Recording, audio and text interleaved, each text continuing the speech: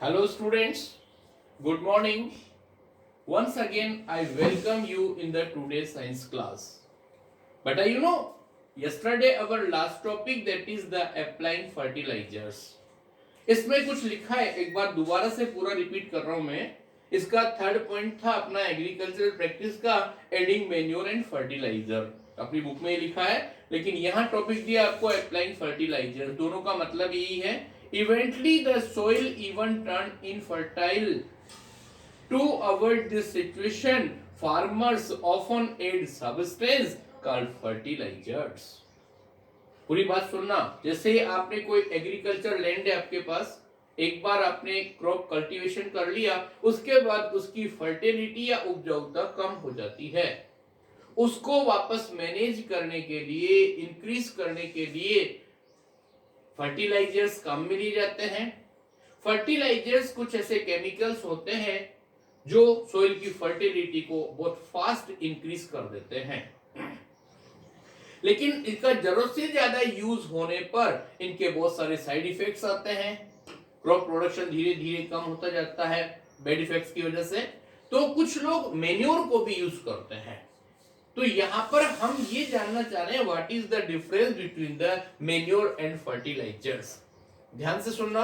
हम बता रहे हैं आपको substance which are added to the soil in the form of nutrient for healthy growth of the plants are called manure and fertiliser.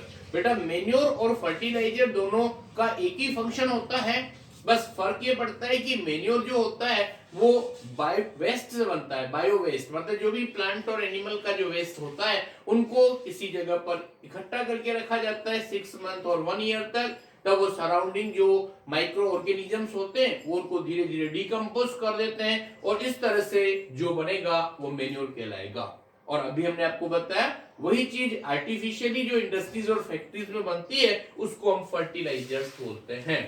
तो दोनों को यहाँ पर कॉमनली डिफाइन किया फर्स्ट में, that is the manure and fertiliser. अब actual में होता क्या है manure means it is an organic substance obtained from decomposition of animal and plant waste. मतलब कि प्लांट और एनिमल वेस्ट से जो भी चीज ऑब्टेन होती है उसको हम बोलते हैं दैट इज द मेन्योर. और मेन्योर जो होता है वो 2 टाइप्स होता है. फर्स्ट नंबर होता है कंपोस्ट और सेकंड नंबर होता है फार्म यार्ड मेन्योर. अब कंपोस्ट का मीन्स क्या हुआ सुनना. Manure obtain by decomposition of dead plant and animal matter known as compost. मतलब जो भी फार्मर्स होते हैं उनके पास केटल्स भी होते हैं, animal waste plant waste available होता है, तो उसको एक गड्ढा खोद करके कंपोस्ट की फॉर्म में उसमें उसको स्टोर करते रहते हैं और उनका जो डेड मैटर वो कंपोस्ट पिट के अंदर इकट्ठा किया जाता है, डिकम्पोजिशन होता है और फाइनली वो माइक्रोब्स की हेल्प से मेन्योर में कन्वर्ट हो जाता है. उसके बाद आगे सुनिए बेटा फार्म यार्ड क्या होता है. Farmyard manure commonly manure is used in India. अपने इंडिया में ज्यादातर मेन्योर कंपोस्ट ही काम में लिया जाता है. फार्म यार्ड मेन्योर यहाँ कम काम में लिया जाता है. इसमें होता क्या है केटल डंग, यूरिन, क्रॉप वेस्ट इन सबको मिक्स करके सनलाइट में सुखा दिया जाता है और उसको डायरेक्टली हम मेन्योर की फॉर्म में काम में लेते हैं. That is the farmyard manure. अब इसमें फर्टिलाइजर के बारे में हमने आपको बताया. They are inorganic chemicals develop in the factories. और ये पर्टिकुलर केमिकल्स जो है वो होते हैं नाइट्रोजन, फास्फोरस एंड पोटेशियम. तो बस next that is the fertilisers की बात कर रहे हैं. तो उसमें नाइट्रोजन, पोटेशियम और फास्फोरस इनसे रिच जो सब्सटेंस बनते हैं वो कहलाते हैं फर्टिलाइजर्स. इनमें कुछ एग्जांपल बता रहे हैं हम आपको. इसमें एनपीके, अमोनियम सल्फेट और पोटाश, यूरिया और कैल्शियम एंड नाइट्रोजन ये कुछ एग्जांपल होते हैं बेटा फर्टिलाइजर्स के.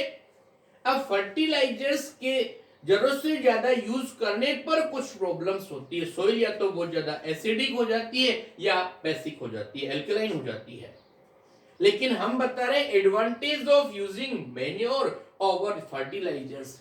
लेकिन फर्टिलाइजर से प्रोडक्शन बहुत फास्ट मिलता है, लार्ज अमाउंट में मिलता है, लेकिन उसका मैन्योर यूज करोगे तो कोई साइड इफेक्ट नहीं होगा। लेकिन अगर अपन फर्टिलाइजर ज्यादा यूज करेंगे तो कुछ प्रॉब्लम्स होती हैं। तो उसमें कुछ बातें बता रहे हैं हम। एडवांटेज क्या है मैन्योर यूज करने के?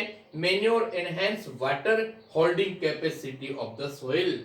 मैन्योर यूज करने से सोइल की वाटर होल्डिंग कैपेसिटी ज्यादा होगी, सोइल पोरस होगी और एक्सचेंज ऑफ गैसेस इजीली हो जाएगा।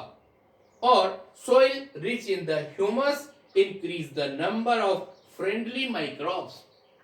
अगर आप मैन्योर यूज करते हैं तो सोइल में ह्यूमस की क्वांटिटी ज्यादा होगी, उसकी वजह से बहुत सारे माइक्रो ऑर्गेनिजम्स इजीली उसमें डेवलप हो जाएंगे।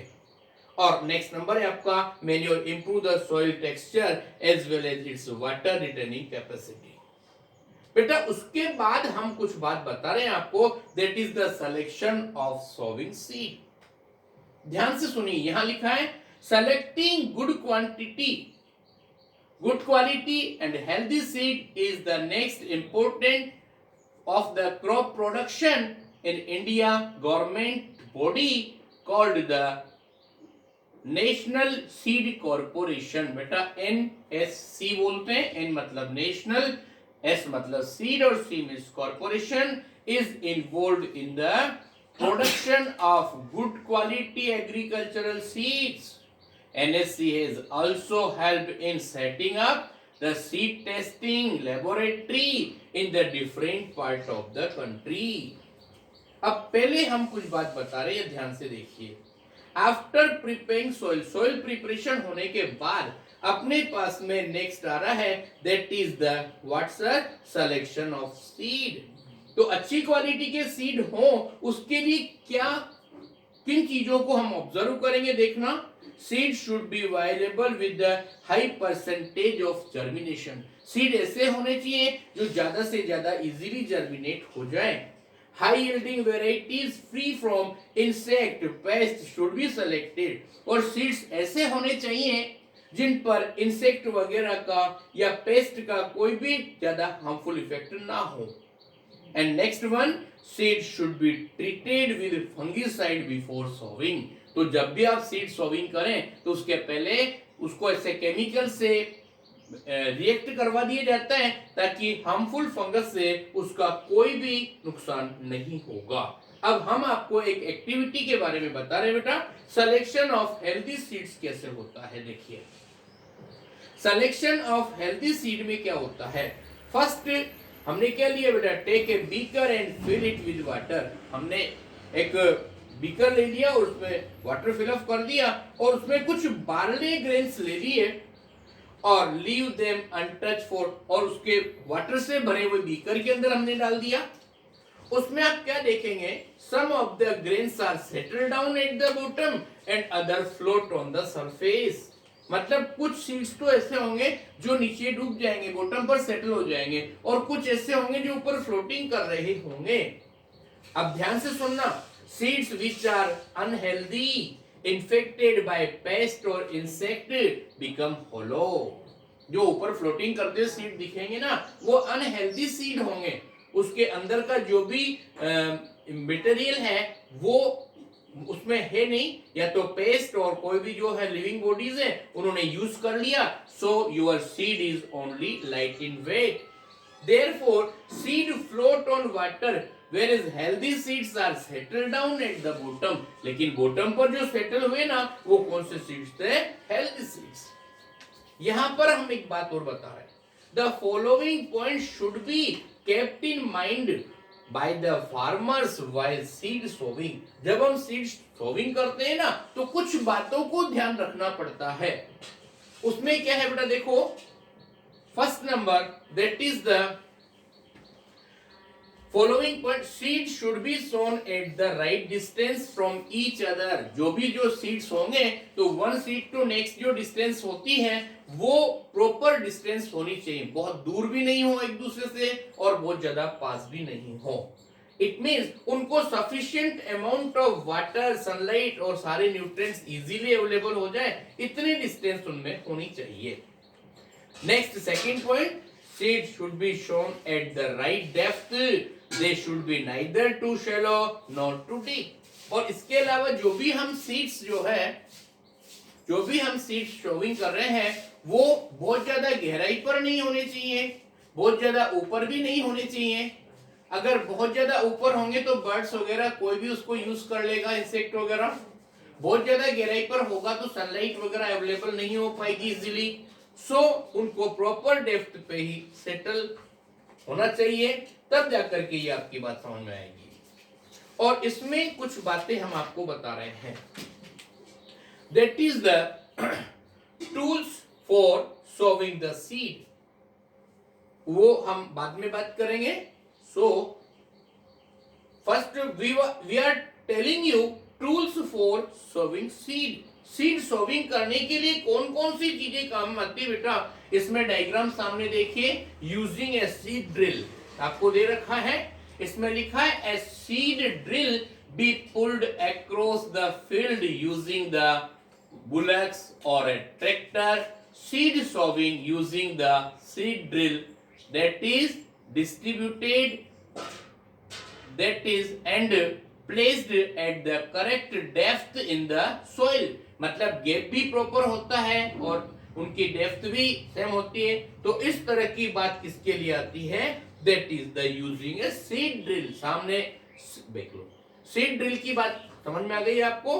और कुछ ट्रेडिशनल मेथड भी होते हैं बेटा, जो फार्मर्स के पास जो प्लगिंग के लिए प्लॉग्स होते हैं उनमें भी फनल शेप्ड स्ट्रक्चर होती है, उसके अंदर सीड डाल दिए जाते हैं। तो ऐसा भी कहीं देखने को मिलता है।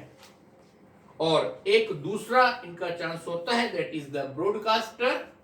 ब्रॉडकास्टर में हम बता रहे हैं आपको, उसमें रेंडमली मतलब जो है एक वाइड माउथ बोतल होती है, उसको हम जैसे स्प्रे करते हैं अपने परफ्यूम को, उस तरह से इसमें से सीड निकलते हैं और वो ग्राउंड में कहीं भी गिर जाते हैं। तो उसके बाद okay, this is enough for today. Now next topic our will be, that is the methods of sowing seed. Up to this is enough for today. Okay, thank you very much.